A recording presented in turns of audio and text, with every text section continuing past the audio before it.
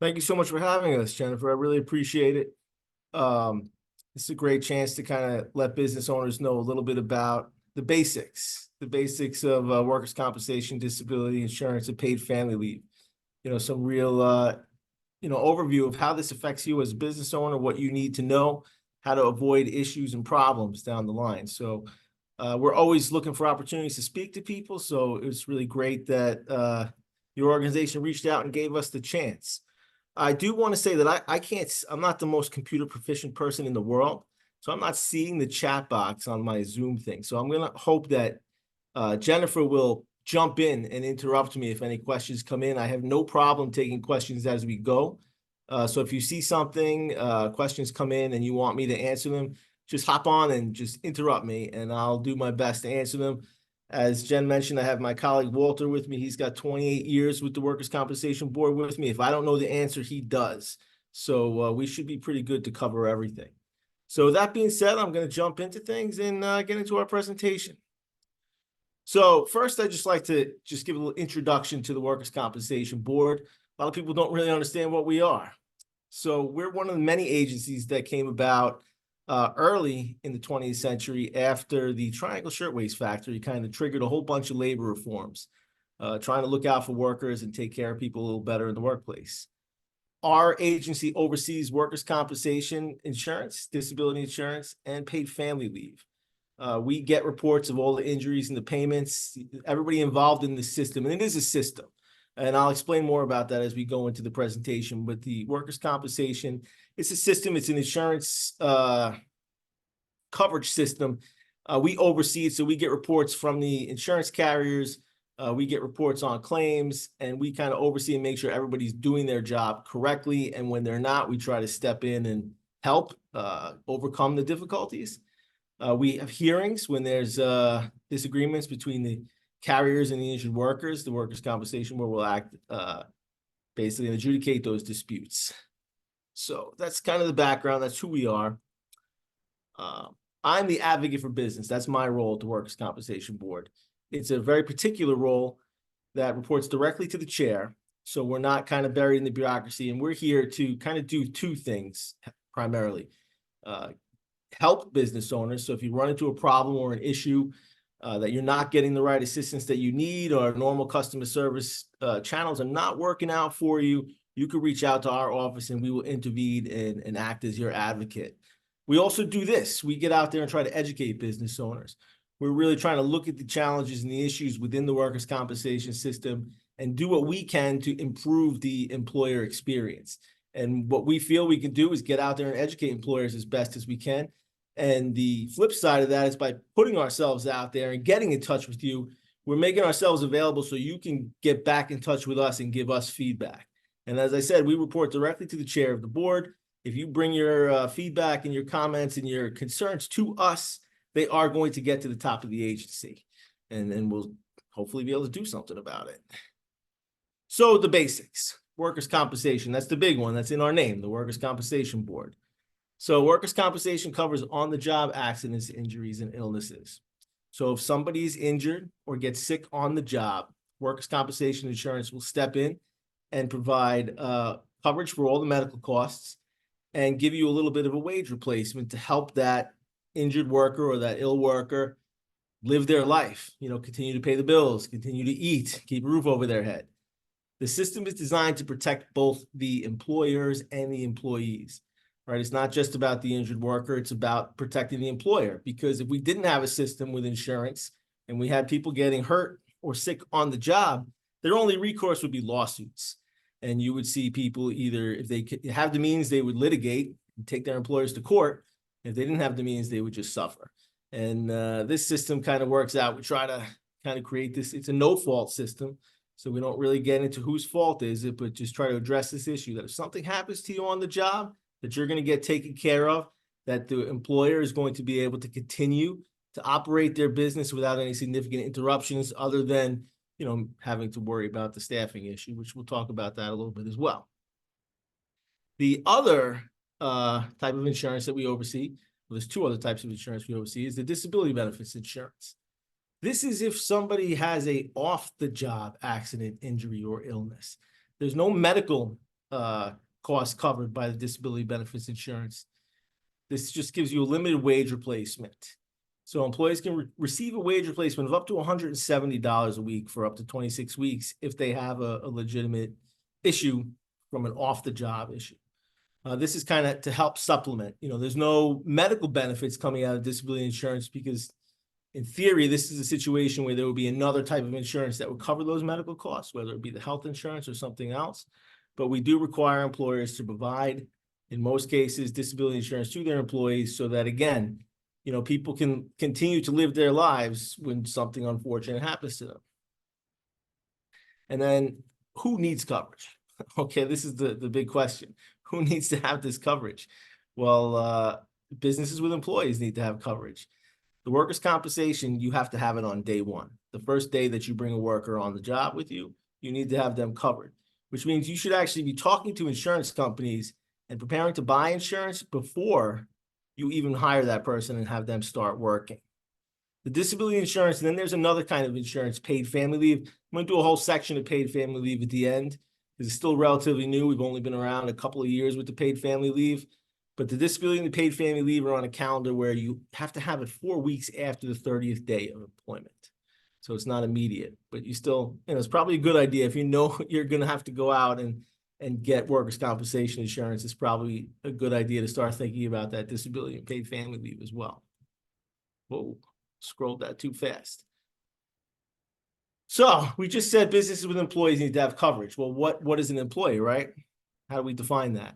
So for the Workers' Compensation Board, we define it as anyone providing any services to a for-profit business can be determined to be an employee of that business. Notice there's nothing in that definition about compensation, which means even people who volunteer, people who help your business for free, okay, you need to cover them. Because if something happens to them, there's an accident or an injury, you as the employer or the owner of the business that they're helping, that they're providing services to, you're going to be responsible for that accident or injury if it happens. So you need to have coverage even for your volunteers. It's a little bit different when you get to the nonprofit world. If you're in the nonprofit world, really, we're looking at compensation in most cases. There's some nuance to this. I don't think that there's too many people on this call that are going to want to know about nonprofits, so I'm going to just kind of leave it at that. But you can always reach out to us if you have further questions. But generally speaking, with the nonprofits, if the person is being compensated or paid, they need to have coverage. So who's not required to carry workers' compensation, right? So who doesn't need to have it? Sole proprietors with no employees, partners in a partnership with no employees, one or two person-owned corporations with no employees, LLCs, if the only people compensated are the members of the LLC. So you can see there's a common theme here that if you're the owner of the company and you're the only person providing services for your company, you could take that risk on for yourself. You could decide not to cover yourself. You basically make that choice that if something happens to you, if you get sick or you get hurt on the job, you'll deal with it. You'll figure out how to manage to take care of your family, take care of your obligations. You can do that. Once you bring in other people to help you and help your business, that's the point where you have to start getting the insurance. Now, of course, I'll put it out there. If you want to cover yourself, you certainly can. You can go to an insurance company and tell them, I'm a sole proprietor. I don't need to cover myself, but I want to because I don't have enough money in the bank to deal with a catastrophic injury. You could definitely do that, but you're not required by law. I'm sorry, I'm going to apologize right now. Our PIO team just added these animations to this presentation, so it's kind of throwing my timing off a little bit, so just bear with me. I'm not used to seeing these little pictures popping up when I usually do the presentation. Anyway, back to business. The premium, everybody wants to know how much this is going to cost. How do we figure this out? With the workers' compensation, it's going to be determined by classification codes. So how hazardous is the work? What are you doing and how dangerous it is? So obviously someone who does asbestos abatement or roofing is going to pay a higher premium than somebody who is a software engineer or an office clerk. The rates, are further complicated based on how many people you have working for you and how safely you operate your business. What's your claim history? Do you have a bunch of accidents and injuries? Basically the same as with your car insurance. If you have a lot of car accidents, your rates are going to go up. So that's really important. And then, of course, the administrative expenses, the insurance companies are going to add that into your bill. You do an audit every year with your insurance company. They're going to go back. They're going to look at, the size of your payroll. How did it change? Anything different happen with your business? So that's one thing you got to keep in mind, keep aware of, is that you do have to go through these audits with your insurance carriers every year, and you have to be responsive and helpful and give them the answers to the questions that they ask so that you can get through it as quickly as possible. And also not, they're going to, if you're difficult and you don't give them what they want, they're probably going to err on the side of what's going to help them make more money. So definitely when it comes to these carrier audits, be on top of it and be responsive.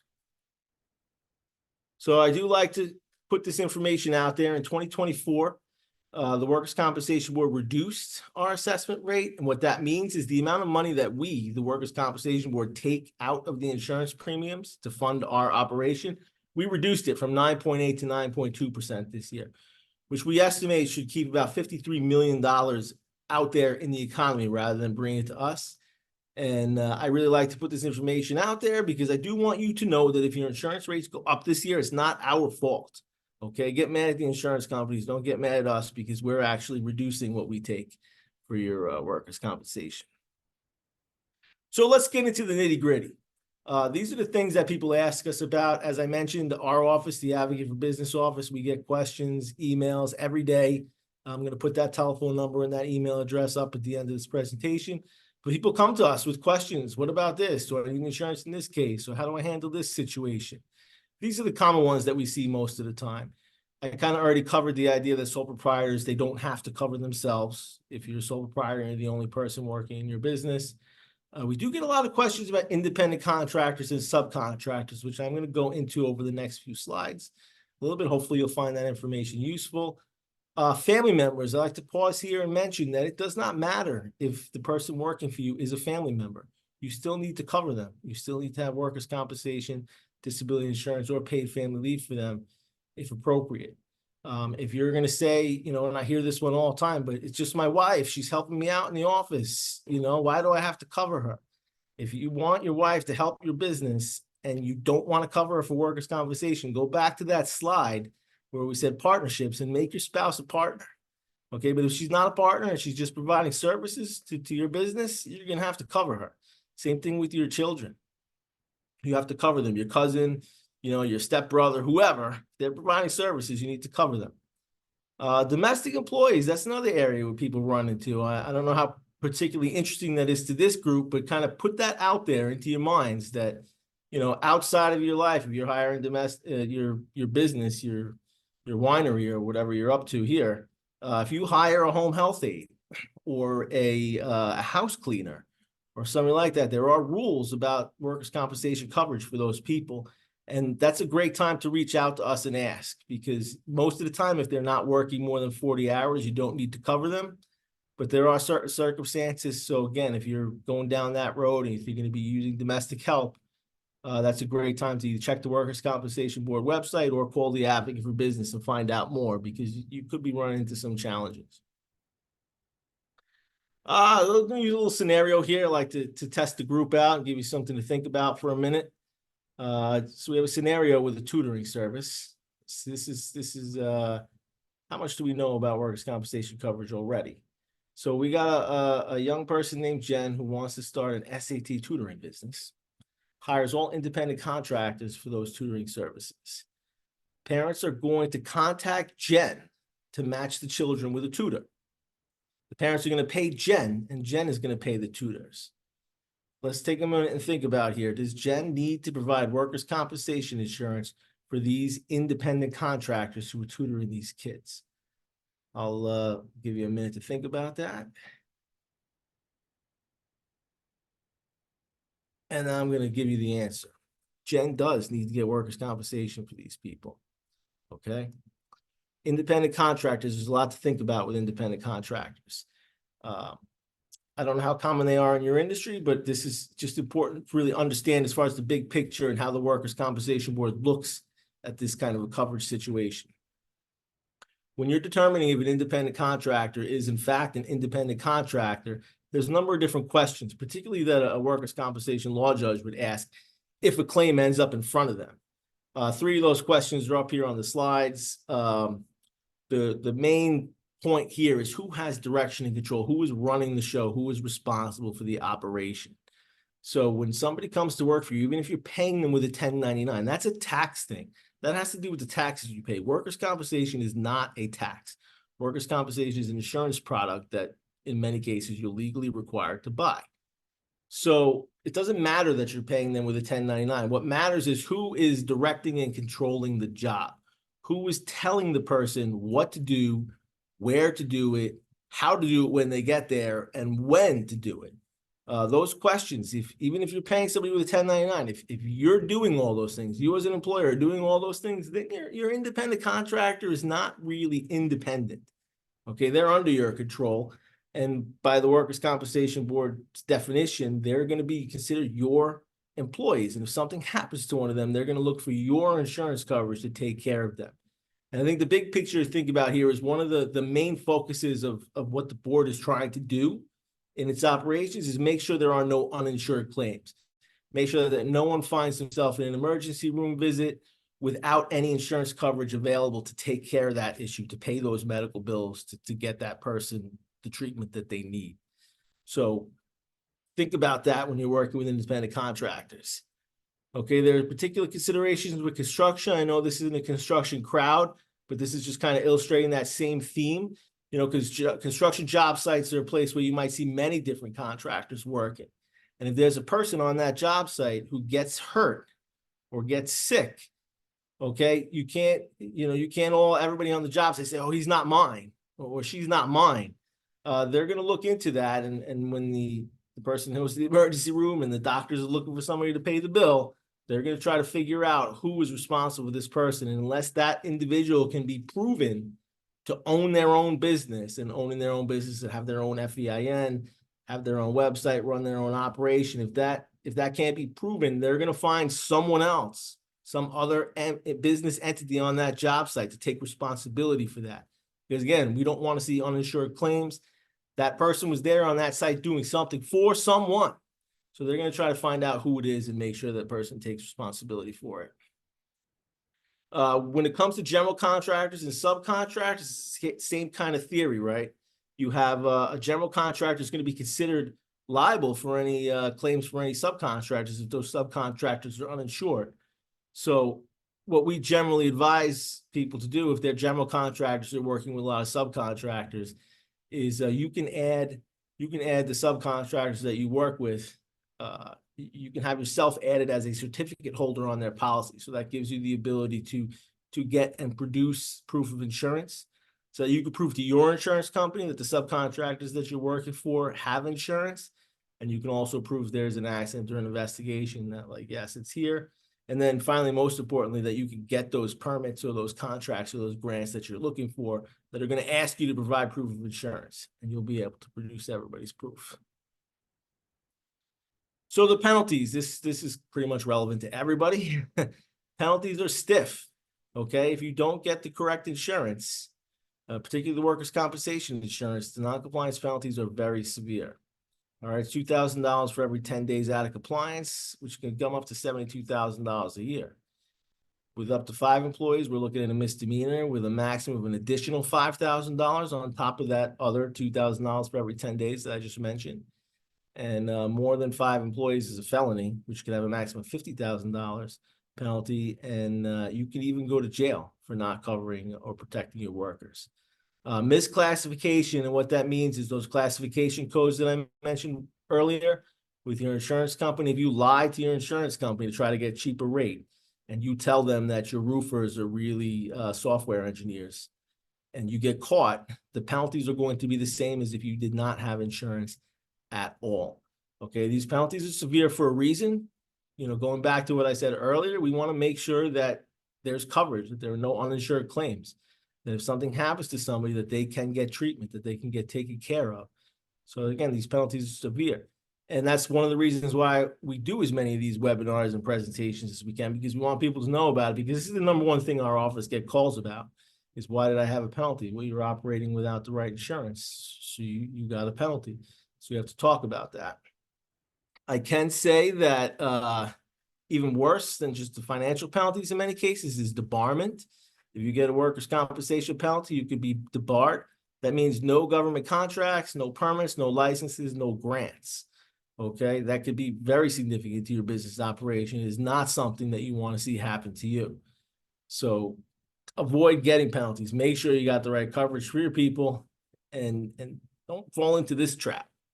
If you do fall into this trap, however, you can give us a call. Like I said, this is probably the #1 thing people call us about.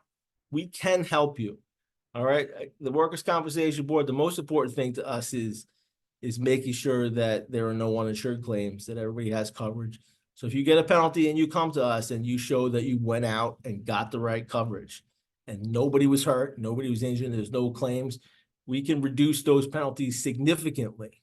And in many cases, you know, if it wasn't your fault and you didn't need to have coverage and you were sole proprietor and there was an error or something, we can help you with that too. But as I mentioned, if you did get a penalty, you should go out and get the insurance coverage you're supposed to have before it's too late, before there's an uninsured accident or injury.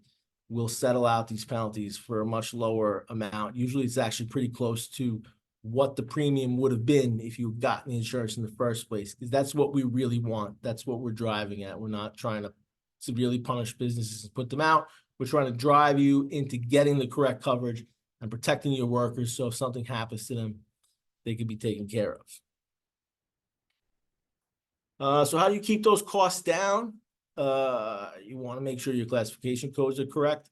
Just like I said earlier, if you misclassify that your workers are doing something safer than they're really doing, you can be penalized. If you misclassify them the wrong way, and your insurance company has people listed as doing work that's much more dangerous than what they really do, you're going to be the one who gets punished because you're going to be paying higher premiums.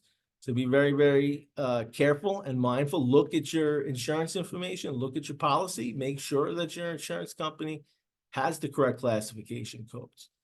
If there is an accident or injury, follow your claim. Stay on top of it. Be responsive to the insurance carrier and learn from that.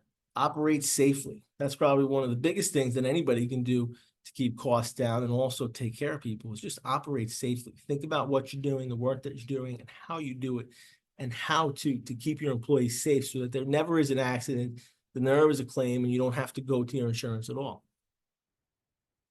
One of the things that we recommend is a labor management safety committee.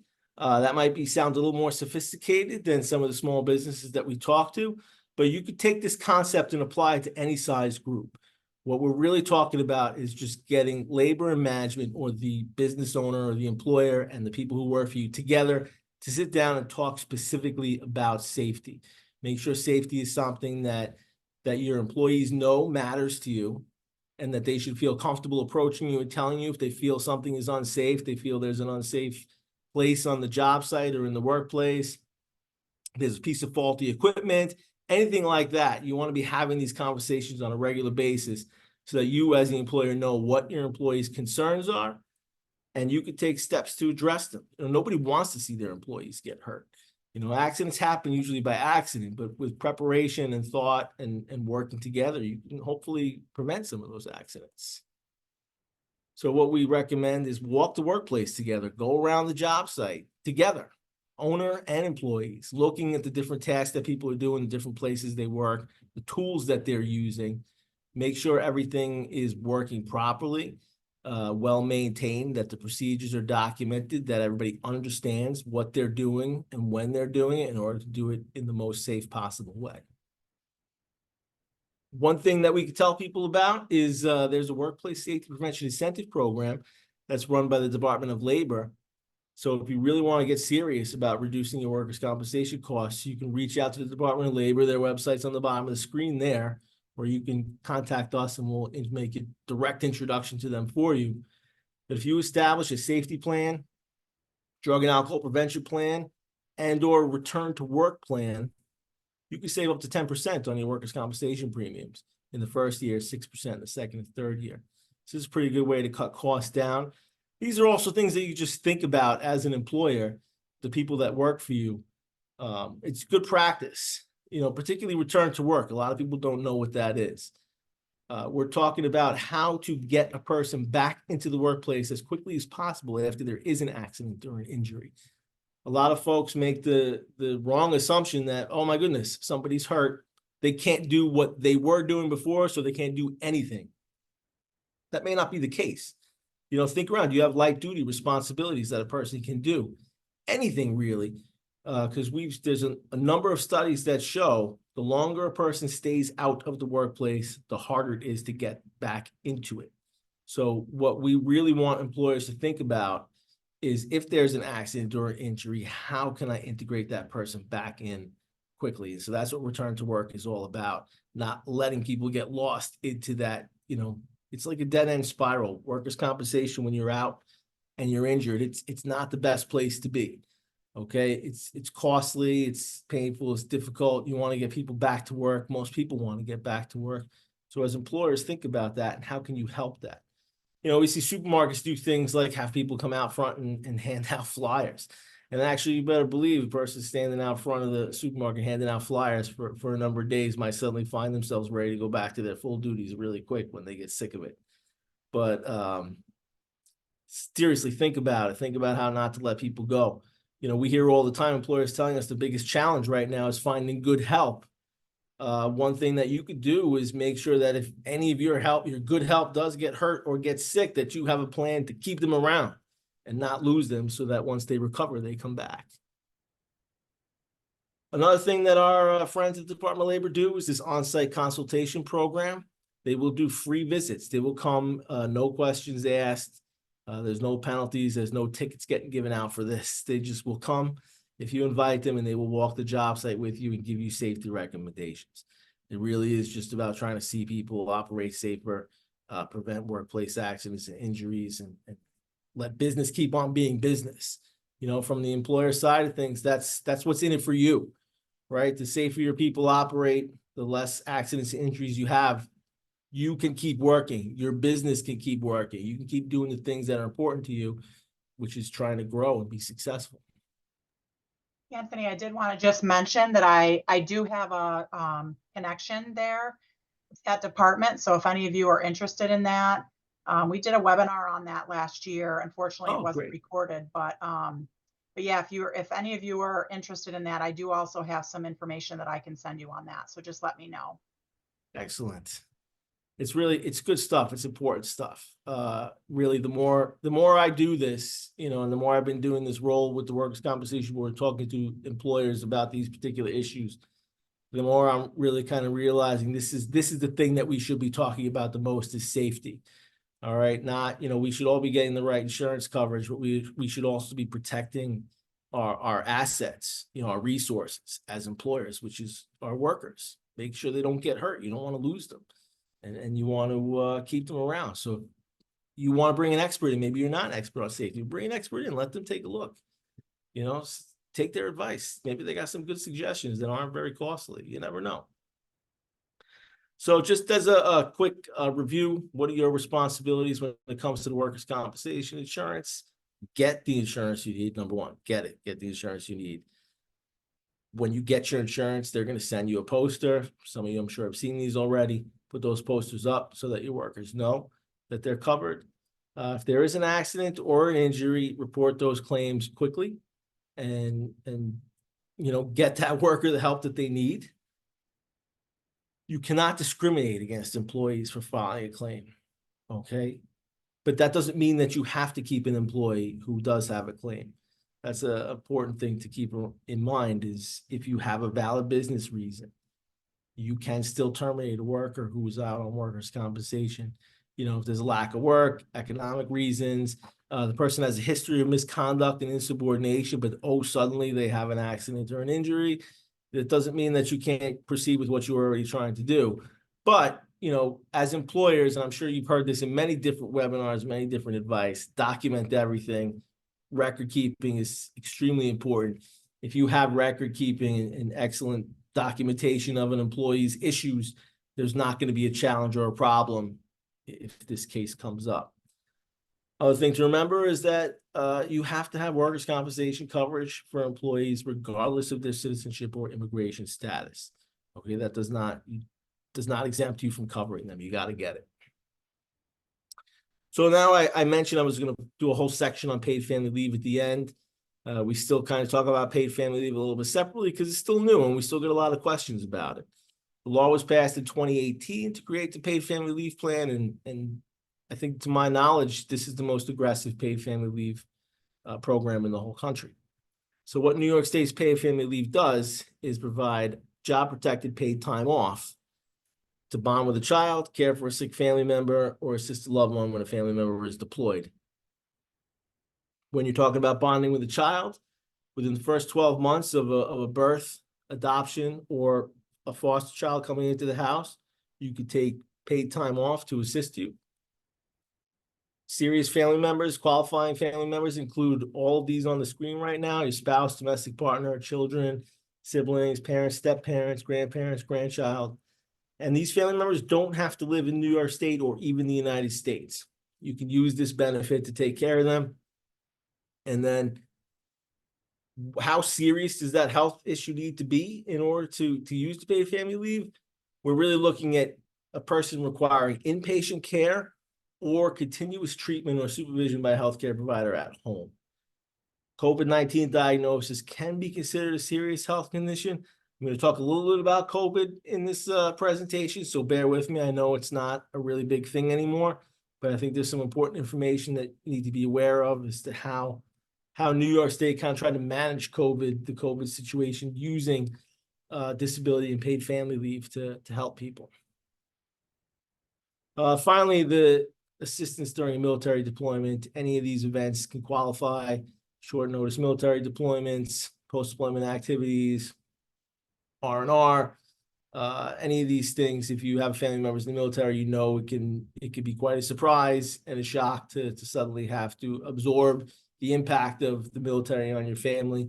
Paid family leave is supposed to help with that. Now, with any of these things, with paid family leave, it's just like filing a claim, except there's no accident or the injury that triggers it. You contact the insurance company and you let them know, hey, I want to use the benefit for this particular reason, and you go through a claim filing process. But that's pretty much how it works. Paid family leave is required by most employers in New York State. You have to have it, and just like I mentioned earlier with the disability, it's got to be 4 weeks after the 30th day of employment is when you're on the hook for it, and you can be penalized if you don't have it. If you're a sole proprietor or another self-employed individual, you can opt in. That's a question we get all the time. Well, what about me as an employer? I don't get to use this benefit. You certainly can. You can opt in. If you do it in the first 26 weeks of starting your business, there's no waiting period as to how soon you can use the benefit. If you opt in 26 weeks after starting the business, there's a 2-year waiting period before you can use the benefit. What is the benefit for the paid family leave? Well, you can take up to 12 weeks of paid family leave at 67% of the average weekly wage, which is capped at 67% of New York's average weekly wage. Okay, that's based on the employee's last 8 weeks of employment. And for reference, in 2024, the New York State average weekly wage is $1,718.15. Okay, so that's the most you can get is 67% of that. Okay, so it's not a huge lucrative benefit by any means, but it helps. It helps if for a person who's in trouble and needs assistance. Employees can take the paid benefit all at once or intermittently, but it can only be taken in full day increments. You can't take like 2 hours of paid family leave in the morning and then show up to work later. You have to take it in full day increments. So who's paying for paid family leave? That's a good question. Paid family leave comes out of employee payroll contributions. Unless you choose to pay for it. As an employer, you can opt in and you can pay for it for them. But generally, you're setting up a payroll contribution so that your employee is paying for their own paid family leave. The contribution rate is set by the Department of Financial Services. And if you want to go to the paidfamilyleave.ny.gov/cost, you can get there's a calculator there that can help you figure it out, but it's not a whole lot. The paid family leave is not a very, very expensive benefit. It's still relatively new, and we're actually hearing that not that many people are using it. I guess because it is only 2/3 of that average weekly wage, which isn't that much. But this benefit's out there. We want people to use it. We want people to take care of their family members. You know, it's good for employee morale. It's good for the country. It's good for the kids. Just it's not a bad thing. So who's eligible? Eligibility covered employees. If it's a full-time employee, they work a schedule 20 or more hours a week. They can get eligible after the 26 weeks of employment. If they're part-time employees who work less than 20 hours a week, they're not eligible until after 175 days of employment. Okay, and once again, citizenship or immigration status is not a factor in employee eligibility. Now, can employees waive coverage? Some employees will tell you, I don't want this. Don't take the money out of my paycheck. It's not optional in most cases. For part-time and seasonal workers, they might be able to qualify, and those are rules right there. If you work fewer than 20 hours, you're not going to work 175 days in a year, or they regularly work 20 more hours, but are not going to be there for more than 26 weeks. They can ask to waive coverage. They can, but I mean, it's just not very expensive. I think at the end, I think the maximum that a person can pay for a year is something like $25 or $30 or something on the paid family leave. So it's not a super high amount of money. So I haven't heard about too many people asking to waive coverage. But if somebody does ask you, if one of your workers asks you and they meet this criteria, you would have to waive it. If you did that though, and then the person's schedule changed that they did not meet those qualifications for the waiver anymore, it will automatically be switched over, and your paid family leave carrier will set it up, and they'll start taking the contributions, and everything will go back to normal. So once again, your responsibility is get the coverage that you need to have, pay the premium with the funds collected from employee payroll deductions, get the information out to your employees. Let them know that they have this benefit here in New York State and they could use it. You want to make sure that your insurer, whoever you purchase your paid family leave coverage from, and usually I should mention that usually you get the disability and the paid family leave together as a package deal.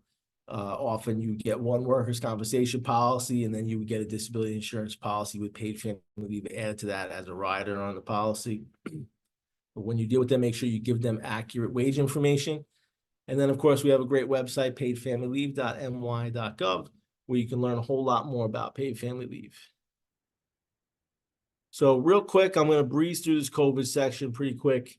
It's not everybody's favorite part of the presentation, but I think we kind of need to let this information out there. We still do want people to report to the insurance carriers if there's a positive COVID test and somebody's going to be missing some different amount of work. You can also use the disability and the paid family leave, like a combination of the two benefits if you're getting pushed into this quarantine situation. And I know this isn't happening right now. Nobody's being forced into quarantines, but this is how we handled it when that was happening, when people were being forced to stay home, not necessarily because they had COVID themselves, but because a loved one or a family member was being forced into a quarantine and they were getting quarantined along with them because they had a sick family member. That we would use this paid family leave and disability benefits to try to mitigate that and help those folks out. So again, New York State trying to look out for people in these situations. So if something like this does happen and we start seeing, another pandemic of some sort and people are being forced into this kind of situations, we would probably do the same thing. We would use the disability and paid family leave to try to help deal with that. Obviously, I'm not going to bore you with the details now, but just keep that in the back of your mind. If something like this happens again, you can reach out to the Workers' Compensation Board, and we'll be happy to try to explain how we can help you and your employees manage through the difficult time. That's pretty much all I think really needs to be known about that. Paid family leave website and telephone number. I like to put this number up there because it's we have an attorney of the day on call every single day for paid family leave. So it's 844-337-6303. If you have any questions, concerns, does this situation qualify for paid family leave or not? I asked my employer for a paid family leave and they can't get it. One of my employees wants paid family leave and I'm trying to give it to them and they're getting a hard time. You can call this number. Your employees can call this number. We have an attorney of the day on call every single day, specifically just to answer paid family leave questions.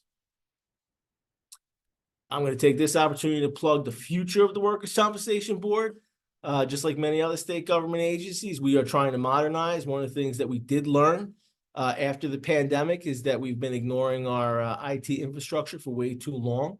So we are in the process of building a new business information system that should connect the information from the claimants, the insurance carriers, and the employers to allow us to do our job better and faster. And like it's the 21st century, not the the 20th century anymore. So that's on board and it's coming, and we're very invested again in trying to make things better. That's another good reason that if you, as an employer, small business owner, you have feedback that you want to share with us, we'd love to hear it, because now is the time to make sure that all of the concerns that employers are facing today in New York State related to workers' compensation, disability, paid family leave, that we are taking into consideration as we build towards the future of how this agency is going to operate. Finally, you can follow us on all the social media channels. You can also sign up for email notifications at wcb.ny.gov. And you can go up into the search bar and type in get WCB notifications, and we'll set you up to get them. There's a lot of good information that gets put out there. You can find out when we're going to be in town giving presentations like this or meeting with employers. So it's not a bad resource to get on there. And then finally, this is my telephone number, my office's telephone number, and email address. If you have any questions, concerns, issues, anything that we can help with, anything that you want to share with us, please reach out. Okay, this number does not take you to a call center, that 518-486-3331. That's going to bring you directly to our team, the Advocate for Business team. And we're going to try to help you. Same thing with that email address. It's monitored every day. If you don't get a response the same day, you will get one the next day, I promise.